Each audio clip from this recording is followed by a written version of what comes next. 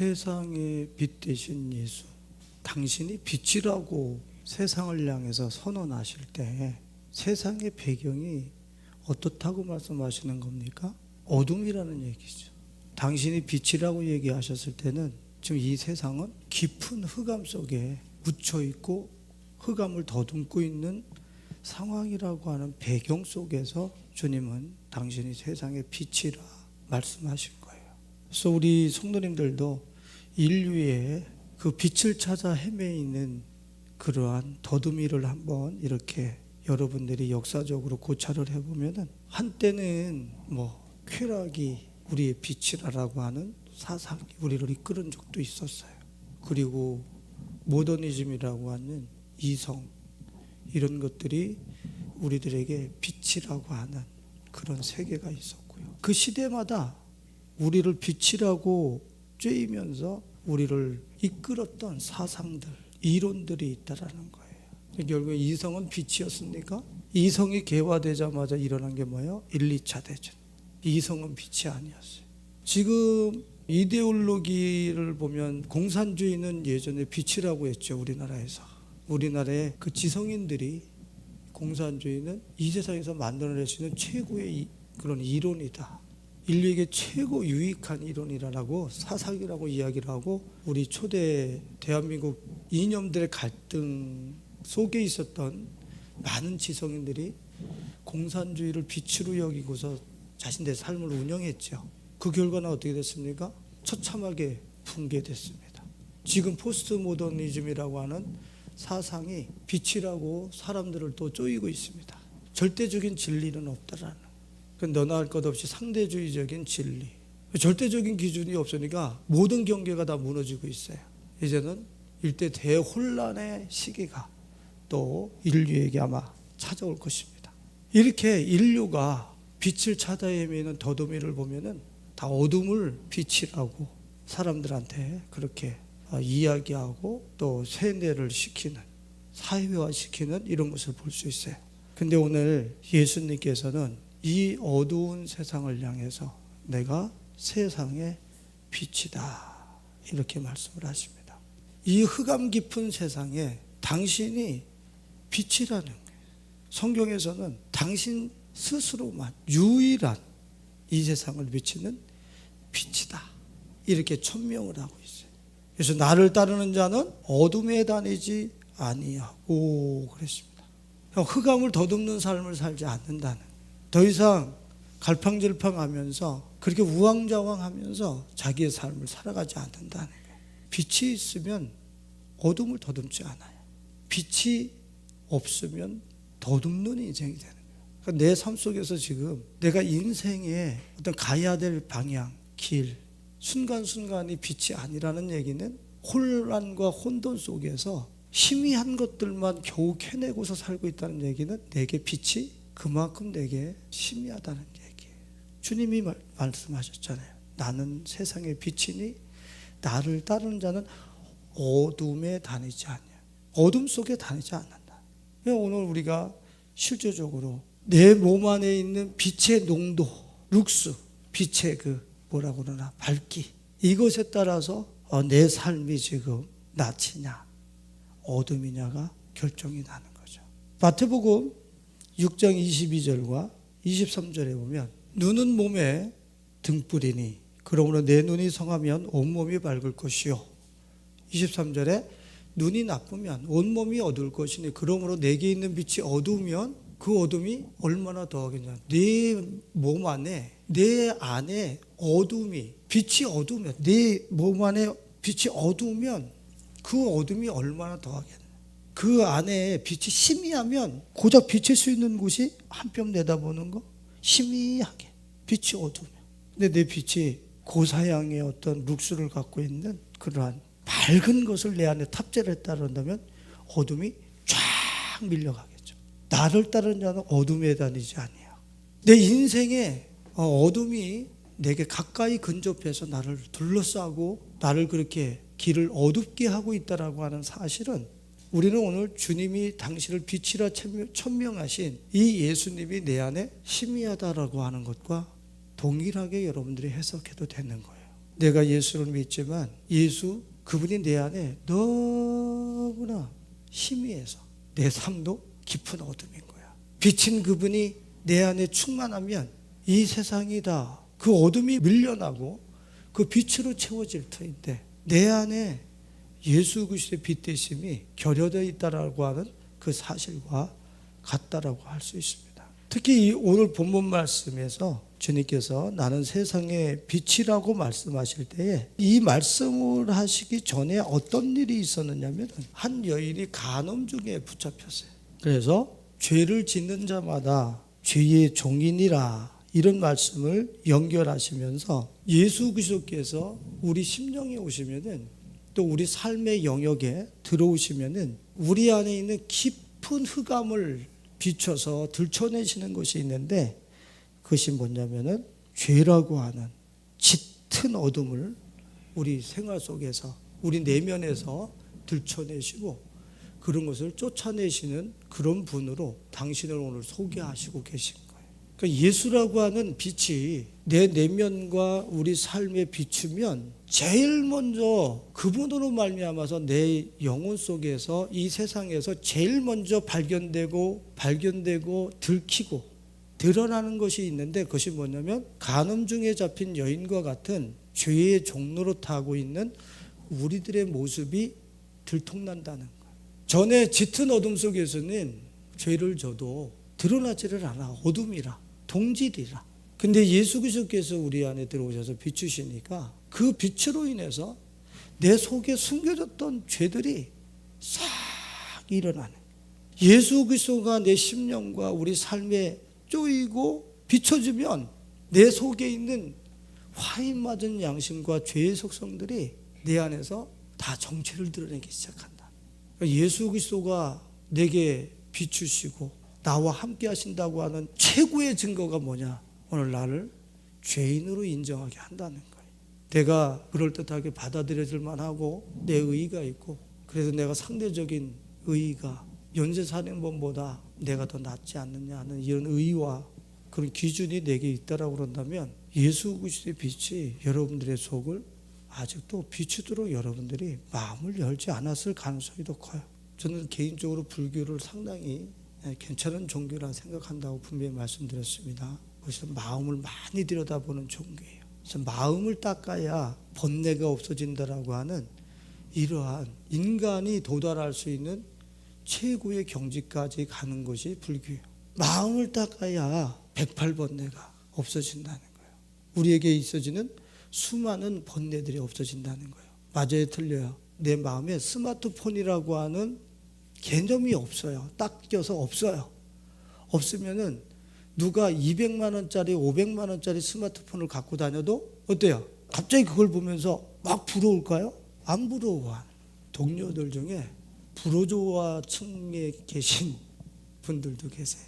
그분들이 핸드백 들고 또 뭐 가방을 들고 이렇게 만날 때가 있어요. 옷을 입으시고 예쁘게 하고 나오셨네요. 멋있게 하고 나오셨네요. 이 정도예요. 그런가 보다. 근데 나중에 이제 헤어지면서 친구들이 그 가방이 얼마짜리인 줄 알아? 그게 무슨 라벨인 줄 알아? 나는 그런 라벨이 내 속에 없어. 그러니까 그것을 부러워하지도, 거기에 대해서 가치도 부여하지 않아. 내 속에 그 가치가 없단 말이야. 불교가 그런 거예요. 내 마음에서 번뇌를 일으키는 것이 있으면 닦아내면 돼. 그러면 이 세상에 부러울 것도 없고, 그 욕망을 추구할 필요도 없는 그런 안정된 고요한 세계를 살 수 있다는 사실이, 그 말이 인간이 도달할 수 있는 도의 최고 경지라고 할 수 있어요. 그런데 이 불교에서 경계를 넘어에 성경에서 비춰주는 것은 건드릴 수 없어요. 우리 기독교에서는 어떻게 얘기합니까? 마음판 자체가 금강석 철끝으로 그 죄가 마음판에 기록이 됐어요. 금강석 최고의 강력한 보석, 거기다가 철끝이 플러스가 돼서 마음판에 죄가 기록이 됐어요. 그리고 예레미야 17장 1절에 그들의 제단에 뿔에 새겨졌다. 너희는 죽을 수밖에 없는 존재야. 마음을 지워서 되는 게 아니고 마음판 자체가 죄라고 쓰여져 있다는 거예요. 마음판 자체가. 그러니까 마음판 자체에 쓰여져 있는 죄의 목록들을 아무리 닦아도 마음판이 뭐야? 죄야. 그걸 누가 드러낼 수 있어요? 빛 대신 예수 그리스도만. 그분이 우리의 심령을 쪼이면 죄의 목록, 자범죄가 문제가 아니라 내가 죄를 탐닉할 수밖에 없는 그런 인프라, 마음판에 부패된 마음을 기본적으로 탑재하고 있다라고 하는 사실이 발견된단 말이에요. 여기에서부터 죄에 대한 어두움, 세상에 대한 어두움을 몰아낼 수 있는 첫 스텝, 첫 단계가 시작되는 거예요. 그 전에 아무리 내 마음판에 죄의 목록을 지워버리려고 하는 이것 참 귀한 거예요. 근데 그것은 닦아도 닦아지지 않을 뿐더러 이런 자범죄가 생산되어지는 허물과 죄가 그렇게 조립되어지고 완성품이 되어지는 내 마음판 자체가 악의 생산 공장이라고 하는 것을 비춰주던 생명의 빛 대신 예수 그리스도께서 비추셨을 때에 거기서부터 나는 제단 뿔에 새겨졌구나. 다 태워 죽여버려야 될 인생이구나 라고 하는 자기의 모든 생각과 마음을 포기하고 예수를 따라서 진정한 진리의 세계, 빛의 세계로 들어갈 수 있는 첫 스텝이 밟아지기 시작한, 자기의 모든 생각과 마음을 버리고, 왜? 그것 자체는 아무리 거기서 선을 생산한다 할지라도 어둠이야. 그 마음판 자체, 너희 생각을 버리고 예수를 선택한, 거기서 새로운 빛의 세계, 진리의 세계가 우리들에게 열려지게 되는 거예요. 여러분들은 어떻습니까? 아직도 여러분들 안에 이 세상이 주입시켜 놓은 선악의 구조물을 탑재를 하고 그것을 가지고 이건 선이야, 이건 악이야 이렇게 나누시고 계십니까? 여러분들 아직도 어둠이, 빛이 뭔지를 모르는 거예요. 내가 선악을 나누고 있다는 얘기는 그냥 아직도 예수 그리스도가 대체 어떤 빛인지 모른다. 그분이 내 내면을 쪼이도록 히브리서 12장 2절의 말씀처럼 믿음의 주여 온전케 하시는 이인 예수를 바라보라. 믿음의 주여 또 온전케 하시는 이인 예수를 바라보라. 그는 그 앞에 있는 기쁨을 위하여 십자가를 참으사 부끄러움을 개의치 아니하시더니 하나님 보좌 우편에 앉으셨느니라. 주목하라. 예수를 주목하라. 그랬더니 어떻게 됐다고요? 하나님 보좌 우편에 앉으셨느니라. 하나님 보좌 우편에 앉으셨느니라. 이게 무슨 뜻입니까? 그분이 진리라는 얘기잖아요. 우리가 그렇게 사모하는 그 자리로 갈 수 있는 유일한 진리 되신 분. 그러니까 그분을 주목해서 봤을 때 내가 예수 그리스도와 함께 그 보좌에 함께 앉게 하리라라고 하는 계시록에서 7교회를 향해서 주님 말씀하세요. 이기는 그 얘기. 내가 보좌에 앉은 것처럼 함께 그 보좌에 앉게 해주겠다. 오늘 우리 성도님들의 눈이 예수 그리스도를 향해서 주목, 거기에 집중할 수 있기를 예수님의 이름으로 축원을 드립니다. 제가 비교의식이 많았어요. 교만한 사람일수록 비교의식이 많아요. 내가 잘난 것이 있다라고 많이 생각하는 것일수록 내가 숨기고 싶은 열등의식의 골도 깊은 거예요. 교만하지 않으면 골도 낮아요. 근데 내가 교만하면 골이 깊어요. 열등의식의 골도 깊어지는 거예요. 산이 높으면 골도 깊어지는 것처럼 그렇단 말이에요. 열등의식이라고 하는 것을 내 삶 속에서 몰아내보고 싶어서 무던히 노력을 했죠. 어떤 목사님의 긍정의 힘, 긍정의 마인드, 긍정에 대한 책들을 다 읽었어요. 내가 아무리 의식과 생각을 긍정으로 바꾸고 또 내 자신감으로 자존감으로 채우려고 해도 이 열등의식이라고 하는 것은 여전히 붙어다니는, 뭐를 내가 갖추면 갖출수록 부족한 게 드러나는 거예요. 뭘 하나 탑재를 하면 거기에 대한 또 열등의식이 꼭 거기에 대한 어둠이 발생하더라고. 근데 그것 때문에 참 주님 앞에서 고민했을 때 주님이 내게 주시는 응답이 있었어요. 그것이 뭐냐면 너는 나하고만 비교해 였어요. 당신은 절대자고 나는 피조물이에요. 그래서 그분을 옆에다 모시고 사람을 보지 않고 그분을 주목하면서 그분의 그 자리에 나를 맞춰가기 시작한 거예요. 높으면 끌어내리고 낮으면 그분께 맞추고 오직 예수 그리스도께 나의 이 심령을 맞춰 나가기 시작. 그분을 바라보는 기준이 내가 아니야. 예수가 기준이고 나는 거기에 높낮이를 조절해서 그분께 계속 포커스를 맞춰서 좌표를 찍어 나가면서 내 삶을 운영한 거예요. 근데 어느 날 보니까 12시씩 없어져 버린 거예요. 누구하고 비교하는 이런 의식들이 내 삶 속에서 없어지고 어떤 롤러코스터 타는 어떤 그 감정의 내용들이 이제는 응급실에서 사람의 호흡이 닿으면은 심장 박동수를 알려주던 이런 그래프들이 쭉 그냥 가듯이 심장의 박동수가 높낮이가 막 있었던 내 삶의 어떤 그런 순간순간들이 그냥 쭉 평온하게 안정된 심장 박수로 싹 바뀌어버리는 거예요. 예수 그리스도 그분께 내 삶의 기준을 맞추고서 그 빛을 쬐이면서 나의 음습한 나의 열등의식 내 속에서 생산되어지고 있는 그 죄악의 생산 공장을 그분께 계속 쪼이면서 살다 보면 내 마음 안에 마음의 표피 죄악의 이력들과 목록들이 씻겨지는 게 아니라 그 심령 자체가 새로운 생명과 새로운 마인드, 새 마음, 죄를 짓지 않아도 되는 마음이 내게 다시 새살이 돋으면서 회복된다라고 하는 사실. 거기서 우리는 어떻게 해요? 불교하고 완전히 다른 거예요.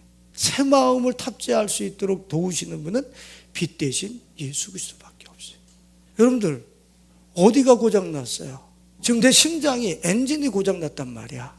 엔진이 고장났는데 이 고장난 것을 가지고 그냥 이 세상에서 열심히 뛰어다니는 거야.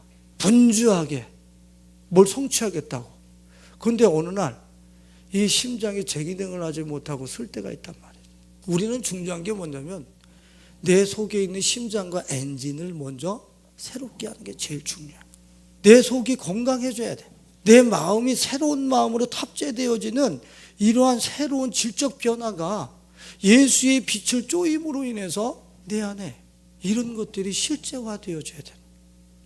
구습을 따르고자 하는 옛 성향들이 예수의 빛 대심에 쪼여서 그 세균들과 곰팡이들이 내 안에서 말라버려야 돼. 말라버리고 도리어 하나님을 따라 의와 진리에 익숙해진 그런 하나님 보시기에 선한 것을 잉태하고 출산하고자 하는 새로운 생산 공장, 의에 대한 생산 공장이 우리 안에 새롭게 탑재되는 그 과정이 우리들에게 있어야 되는 거예요. 그것이 회복되고 내 안에서 새롭게 장착되지 않으면 묵은 땅 그 위에 기경하지 말라고 하신 주님의 메시지, 하나님의 메시지에 우리는 전혀 귀를 기울이지 않아요. 묵은 땅, 죄를 생산해내는 그 공장을 그냥 탑재하고 내가 씨를 뿌린들 거기에는 가시와 엉겅퀴만 날 뿐이라는 거예요. 그럼 뭐가 중요한 거예요? 나를 고치는 게 중요하단 말이에요. 나를 고치는 게. 죄를 생산해내는 그 공장이 의를 생산해낼 수 있는 공장으로 새롭게 변화되어지는 그 공장. 오직 빛 대신 예수 그리스도가 내게 쪼여질 때에 그때 그것이 가능해진. 글쎄 제가 유튜브에서 이런 제목을 볼 수 있어서 듣지는 않았는데 자기를 고치기 위해서 대의를 등한시하는 사람들을 향해서 탐탁지 않게 생각하는 그런 어떤 메시지를 전하는 것을 내가 이렇게 듣게 됐어요. 자기 자신을 돌아보기 위해서 어떤 이벤트적인 행사 위주, 거시적인 어떤 그런 일들을 조금 등한시하는 것에 대해서 별로 그렇게 탐탁지 않게 여기는 제목을 보고 들은 적이 있는데, 여러분들 한 사람이 변화됐을 때 여러분들 한 사람이 한 대륙을 살려낼 수 있는 것 알아요?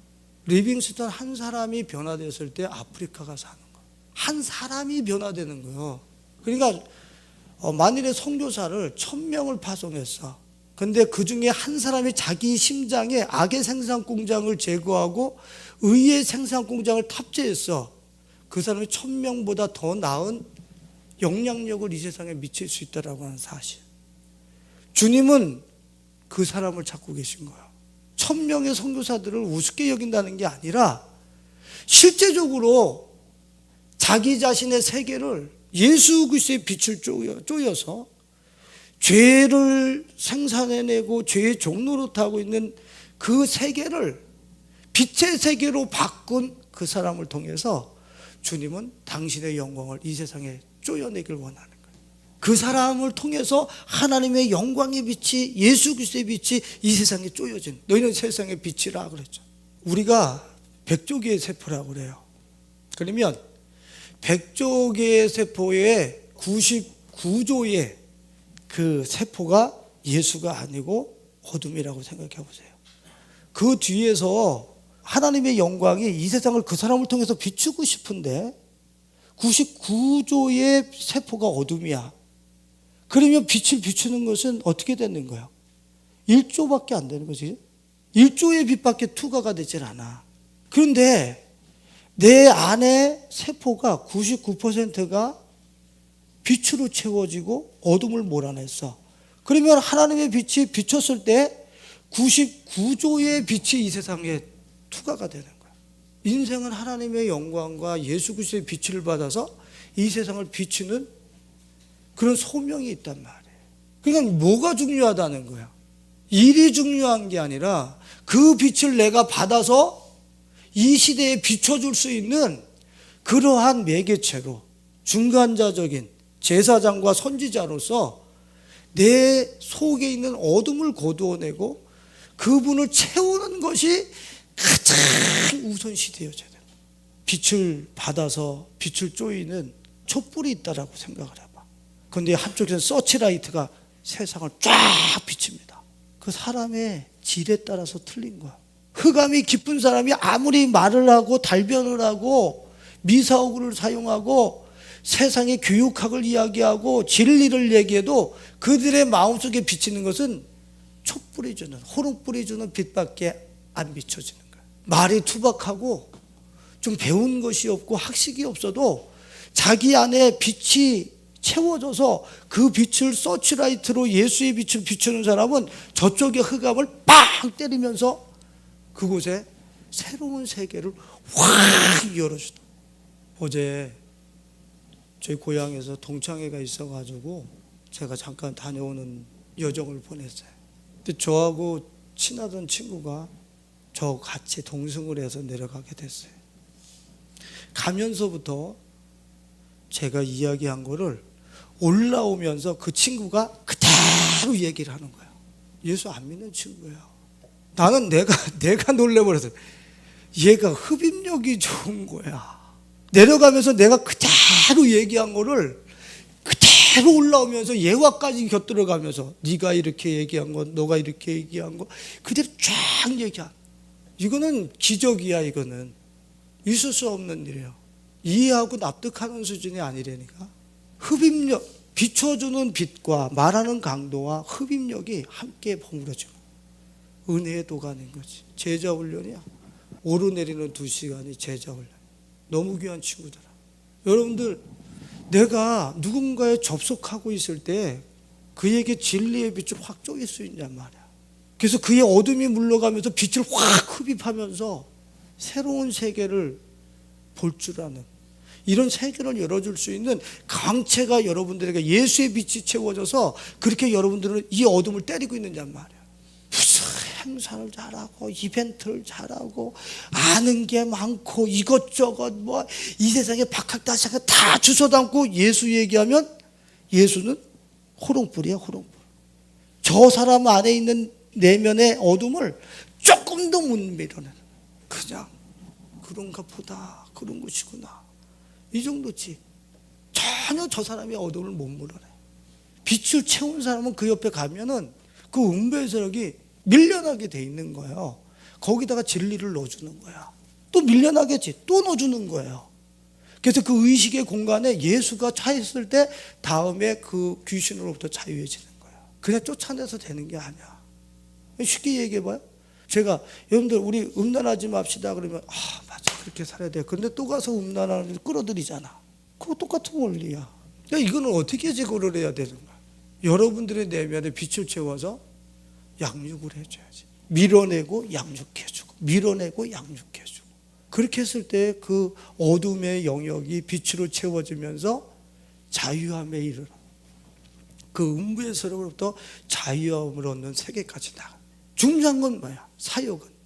사역의 중요한 게 지금 뭐라고 얘기를 하고 있는 거예요? 계속 여러분들 자신 안에 빛을 채우는 게, 여러분들 미래를 염려할 게 아니라 미래는 내버려 두고 오늘 내 내면에 예수의 빛을 비추는 게 제일 중요하다는 걸 계속 얘기를 하고 있는데, 예수가 내 안에 차면 미래가 비춰지기 때문에 불안하지 않아.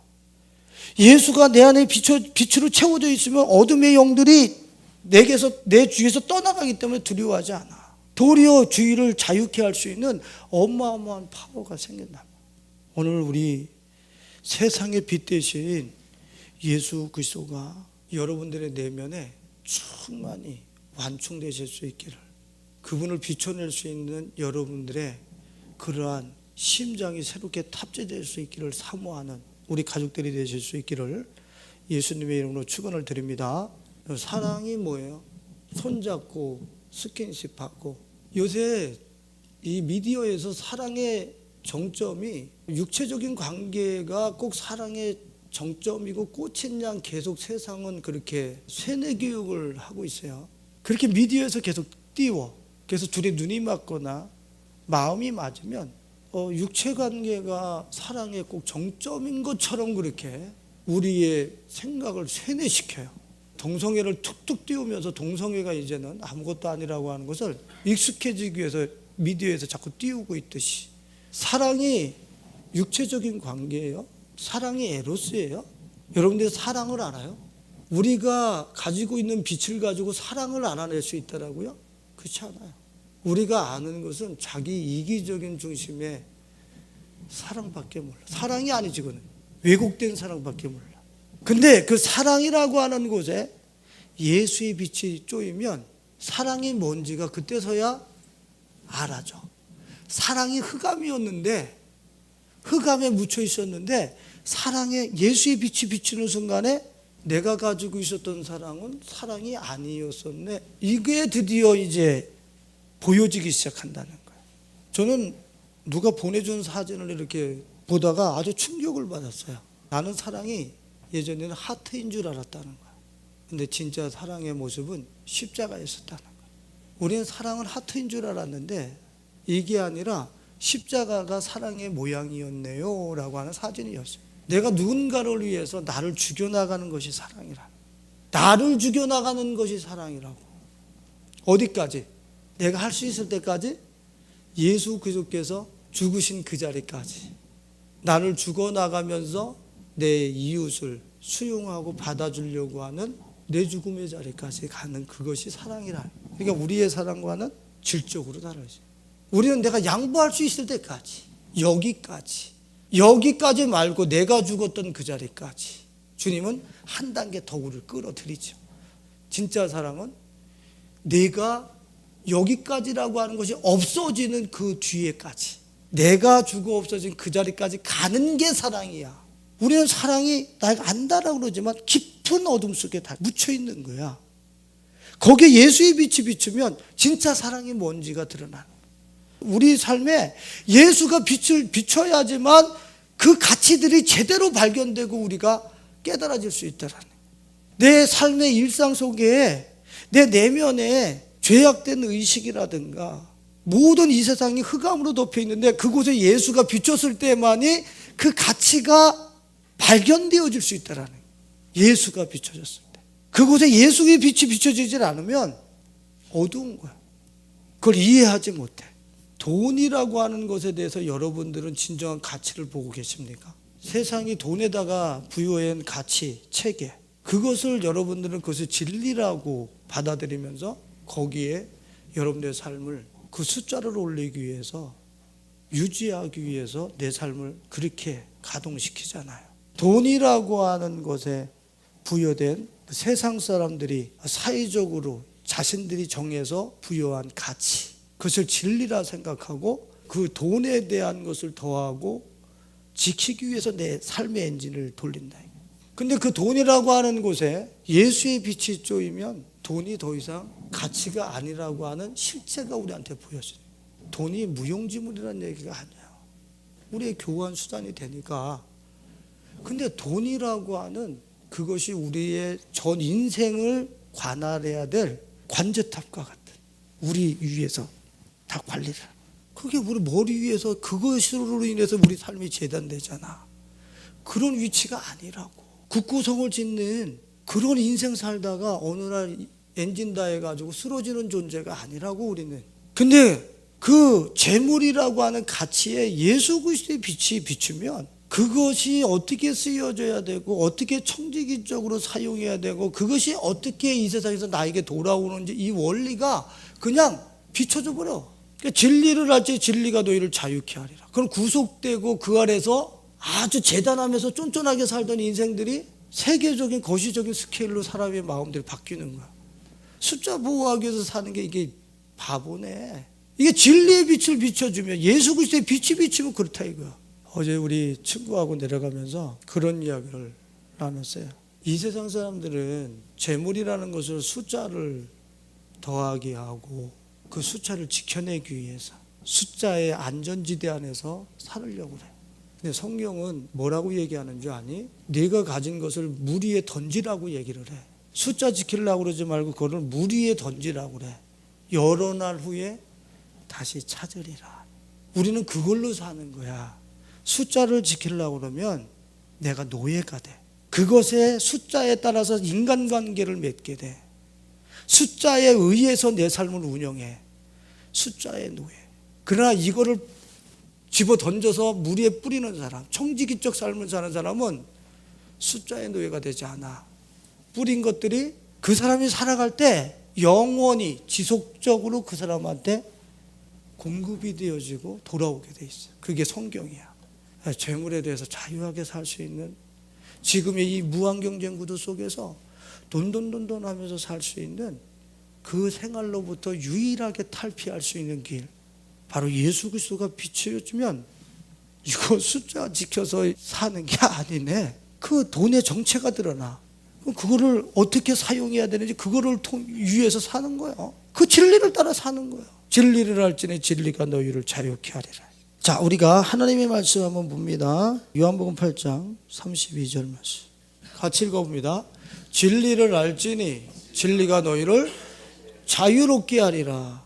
근데 저게 무슨 뜻이에요? 그런 종로로 타는 곳에서부터 이제는 그렇게 살지 않아도 되는 자유한 인생이 되게 하시겠다는 거예요. 내가 죄를 지면 여러분들은 지금 순간에 죄의 종로로 탄 거예요. 100%. 주님이 그죠? 죄를 짓는 자들마다 죄의 종이 된 것이라 그러잖아요. 34절 한번 봐봐요. 같이 읽어봐요. 예수께서 대답하시되 진실로 진실로 너에게 이르노니 죄를 범하는 자마다 죄의 종. 그러니까 내가 죄를 졌을 때는 지금 여러분들은 나를 죄의 종으로 내준 거예요. 내 죄의 종로로 탄 거예요. 그런데 진리를 알지니 진리가 너희를 죄에서부터 자유케 하리라. 종로로 타는 곳에서부터 자유케 하리라.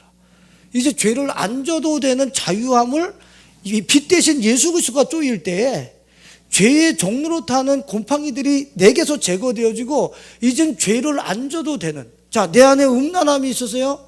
음란의 종로로 탑니까? 예수의 빛이 쪼이면 이제 더 이상 음란한 생각 안 해도 되는 자유. 기가 막힌 거 아니에요?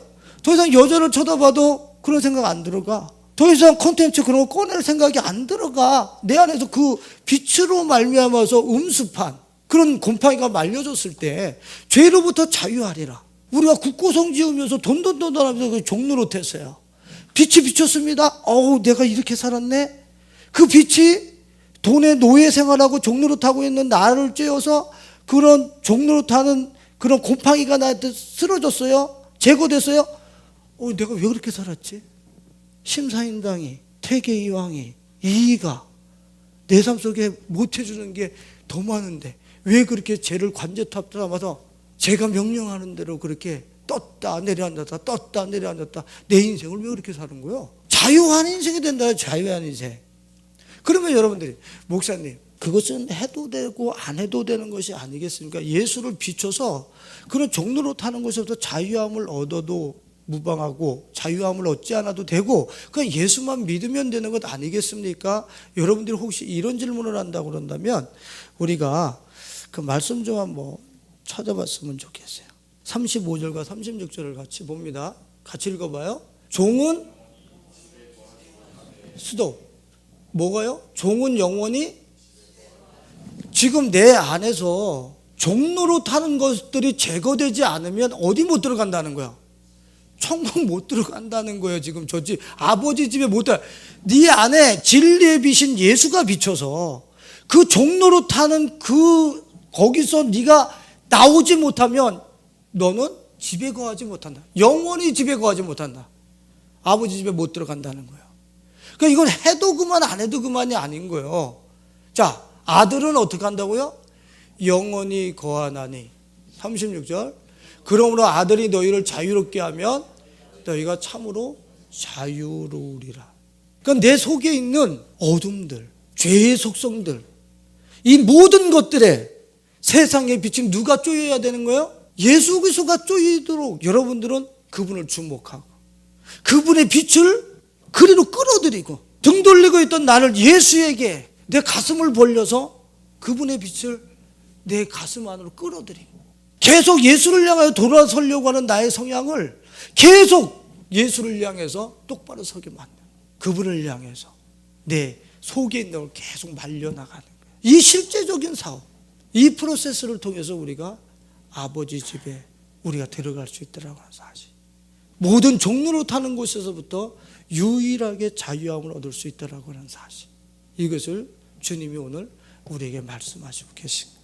너희 속에 있는 어둠, 너희 생활 속에서 종로로 타고 있는 깊은 흑암, 예수 그리스도의 빛을 비춰서 이제 더 이상 종로로 타지 않는, 어둠을 더듬지 않는 그 자유한 세계로 나와라. 주님이 오늘 우리를 초대하시고 계신 거예요. 어제 제가 다니던 초등학교 앞에 차를 끌고 갔었는데 거기가 동네 끝이에요. 거기서부터 가로등이 놓여 있어요. 그 밑에서 우리 큰누님 에스더 집사님이 태어난 저 옆골 그쪽으로는 다 흑암이야. 가로등이 없어서 지금은 있지. 근데 전에는 없었어요. 그러면 그 시골 저기 우리 아버님 묻혀 계신 그 무덤서부터 우리 이 동네까지 들어온 데는 칠흑 같은 어둠이야. 이쪽에서 누가 목매달아 죽었다, 저쪽에서 누가 빠져 죽었다, 이 사건들이 쫙 역사가 끌려 있어요. 오는데 움츠러들지 않을 수가 없어. 이쪽에서는 소나무 위에서 누가 목매달아 죽었다, 저 강에서는 누가 빠져 죽었다, 이 역사가 막 공격을 하는 거야. 그런데 그 학교에 가로등이 있는 곳에 탁 들어서는 순간에 이 모든 공포와 두려움이 쫙 사라져 버려요. 안도감, 빛이라고 하는 안도감, 역전이죠. 그 어두울 때는 막 들어와. 그냥 모든 생각이 뭐 귀신까지 들어오고 난리가 났어. 두려워서 더 이상 못 갈 것 같아. 근데 초등학교 거기 어귀에 딱 들어가면 가로등이 환하게 비춰지는 거기서부터는 얘네가 못 쫓아들어. 자유, 공포와 두려움으로부터의 자유, 그 흑암으로부터의 자유. 예수 그리스도가 세상의 빛이야. 그분이 내 인격 구석구석에, 종로로 구석구석에, 나의 삶의 그런 생산 공장의 구석구석에 그분이 비추도록 그분을 앙망하며 그분을 주목하면서 살 때에 내 속에 있는 그 모든 공포와 두려움을 생산해내던 그 모든 것들이 30만 킬로로 도망가 버려. 평화로다. 샬롬, 내가 가진 평화를 너희에게 주노니. 그때서야 그 사람들은 이거였어, 이거구나, 이걸 아네.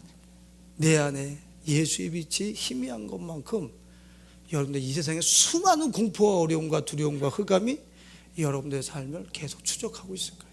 거기서 벗어나서 진정한 사역자가 되고 싶거들랑 여러분들의 골수까지, 지정과 영혼 중에 골수에 예수의 빛, 나는 세상의 빛이라고 하시는 이 천명하신 당신의 빛을, 당신의 이름을 구석구석에 여러분들이 끌어들이고 그렇게 비춤을 받아서 여러분들의 모든 내면과 삶의 영역에 덮여있던 흑암들을 30만 킬로로 쫓아내버리고 그 밝음과 빛을 이 시대에 비춰줄 수 있는 우리 가족들이 되실 수 있길 예수님의 이름으로 축원드립니다.